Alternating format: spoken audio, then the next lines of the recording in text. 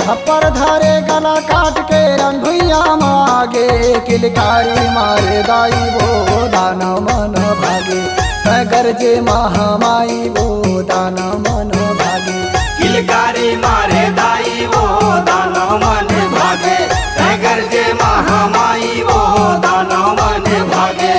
सवा हाथ तजीब निकाले चुंदीला छरियाए, थप्पड़ धारे गला काट के रंगुइया मागे, किलकारी मारे दाई वो दाना मन भागे, गरजे महामाई वो दाना मन भागे।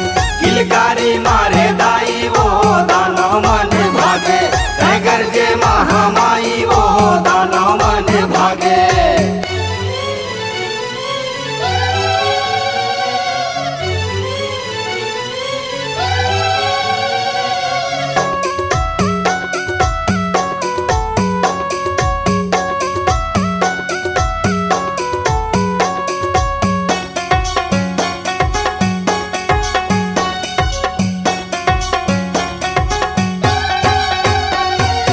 आपन लागे दाना मन सबला मार गिराए वो, रूप धरे विकराल वो दाई सारी दुनिया जाने वो, रूप धरे विकराल वो दाई सारी दुनिया जाने वो।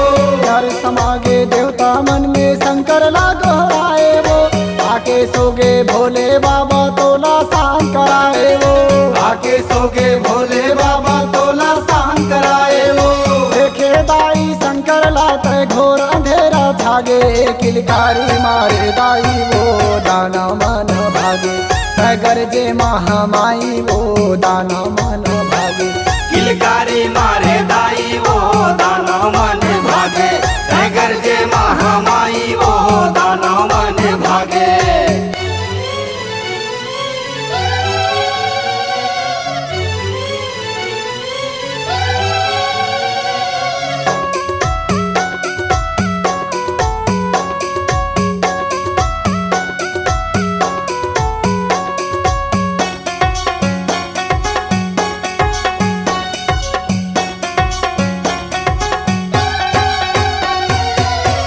जय हो शंकर भोला दुनिया ला बचाए हो, देवी देवता नाचन लागे फूल बरसाए हो, देवी देवता नाचन लागे फूल बरसाए हो।